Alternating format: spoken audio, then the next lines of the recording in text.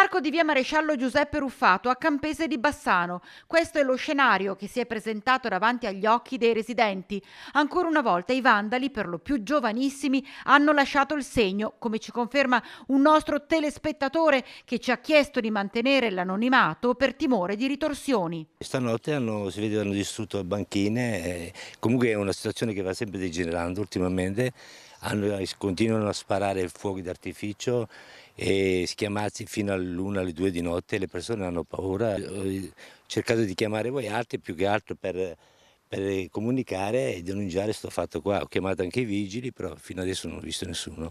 Tra l'altro lei ci ha chiesto di mantenere l'anonimato. Perché? Perché c'è paura qui in zona. Sì, effettivamente la situazione più che altro non è la paura, è che ti fanno dispetti, capito com'è? E poi ti fanno danni, Certo. ti tocca subire delle conseguenze, capito? E quello è il problema. Qui hanno distrutto tutta quanta questa panchina col tavolo.